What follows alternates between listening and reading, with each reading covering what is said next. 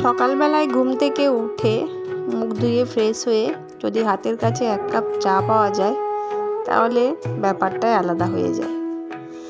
তো সকালবেলায় চা আমি তো প্রতিদিনই করি, তো ওই জন্যই তোমাদেরকে কথাটা বললাম যে সকালবেলায় যদি চাটা পাওয়া যায় হাতের কাছে, সত্যি সকালটা একদম ফুরফুরে হয়ে যায়।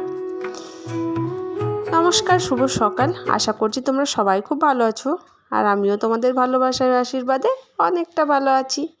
পশ্চিম বর্ধমান জেলার ছোট্ট একটা গ্রাম থেকে আমি যুথিকা আমার আরও একটা ব্লগ ভিডিওতে তোমাদের অনেক অনেক ভালোবাসা, অনেক অনেক স্বাগত জানিয়ে আজকের ব্লগটা শুরু করলাম।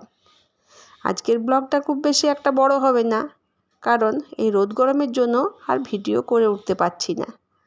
যাই হোক বন্ধুরা, যতটুকুই তোমাদের সাথে শেয়ার করছি স্কিপ না করে পুরোটা দেখার অনুরোধ রইল। দেখো, ঘুম থেকে উঠেই তো আমি আগে চা খেয়ে নিয়েছি, তারপরে দেখো চলে এসেছি আমি বাড়ি থেকে যে রশিটা ছিল, দড়িটা জামা কাপড় মেলার, সেটা কিন্তু আজ খাটাবো কাল খাটাবো করে হয়ে উঠছিল না। আজকে কিন্তু কাজটা পূরণই করে নিলাম। তারপরে উনুনটা বেশ ফেটেছিল মাটি দেওয়ার পর, উনুনটাও একটু লেপে নিলাম।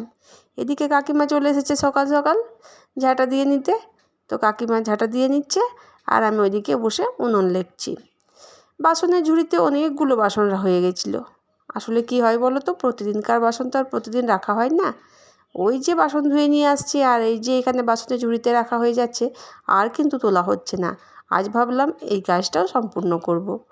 তো দেখো কতগুলো কাজ আমি ফেলে রেখেছিলাম। ওই যে বললাম গরমের জন্য ভিডিও করতে ভালো লাগছে না, ব্লগ বানাতে ভালো লাগছে না, আর কাজ করতেও ভালো লাগছে না। কাজ না করলে তো হবে না, সবই কাজ করতে হবে, সবই পড়ে আছে। চলো ছোট্ট ব্লগটাতে আমি কি করি তোমাদের সাথে শেয়ার করছি।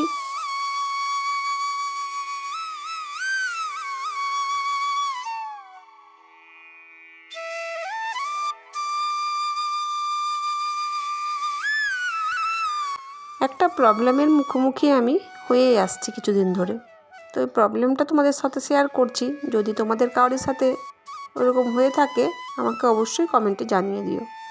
এই যে আমি ভিডিও করছি, এত লোকে হাসাহাসি করছে বা এত লোকে কথা বলছে যে বাড়ির সমস্ত যা কিছু করছে সব কিছুই দেখাতে হবে ভিডিওর মধ্যে। আচ্ছা, হাউস ওয়াইফদের ডেলি ব্লগ মানে আর কি থাকতে হয় বলো তো?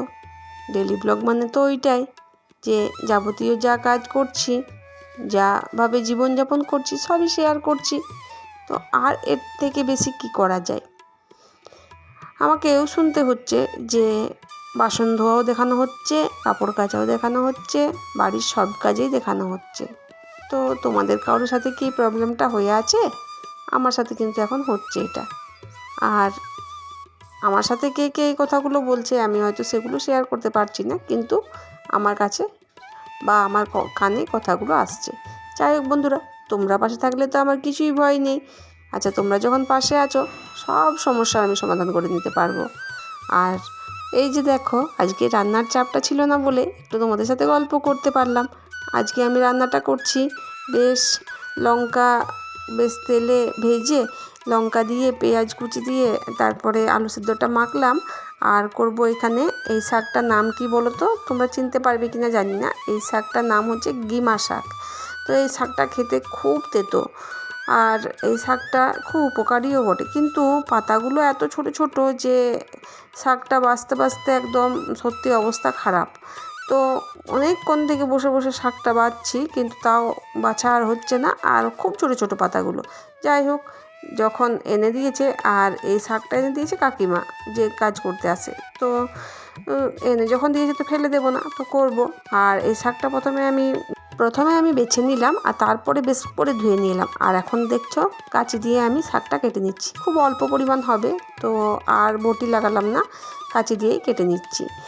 তো এই শাকটা আমি মায়ের জন্য একটু আলাদা নিরামিষ তুলে রাখবো, তারপরে একটু পেঁয়াজ রসুন দিয়ে শাকটা ভাজবো। খেতে ভালোই লাগে, আর এত পরিমাণে তো আমি খেয়েছি 2-1 বার। তোমরা কে কে খেয়েছো জানি না, তো আমি খেয়েছি 2-1 বার, বেশি খাইনি। আর আমাদের বাড়িতেই তখন জানো এই শাকটা হতো, যখন আমাদের বাড়িতে বেশ বাড়ি দিকটা মাটি ছিল, তো তখন এই শাকগুলো প্রচুর হতো, বাড়ি থেকে অনেক তুলে তুলে খেয়েছি। আর এখন তো বাড়িতে কোনো গাছই নেই, আর যা আছে সব তো ফুল গাছ ছোটো ছোটো, তো সেজন্য আর বাড়িতে কোনো শাকপালাও হয় না।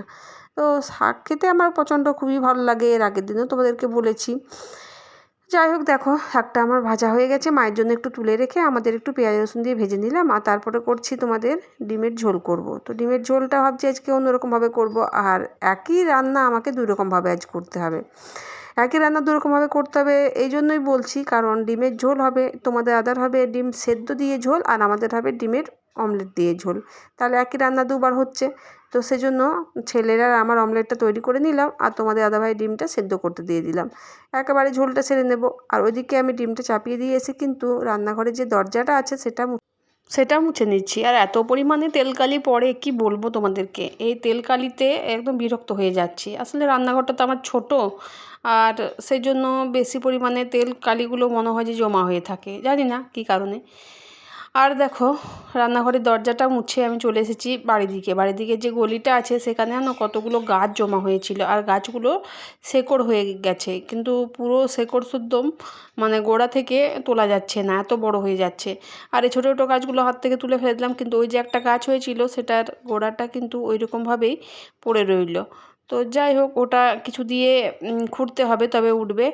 আর এই বাড়ি দিকের এই যে জিনিসগুলো আমি পরিষ্কার করে থাকি। ঘরের ছেলেগুলো বা বেটা ছেলেগুলো কোনো কাজের না, ওরা নিজের নিজের কাজেই ব্যস্ত থাকে। আচ্ছা, নিজের নিজের কাজ করলেও তো এই কাজগুলো করতে হয় বলো।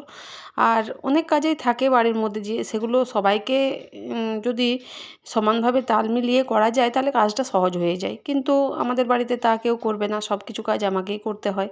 যাই হোক, কোনো বলে লাভ নেই, অনেক বলেছি তো।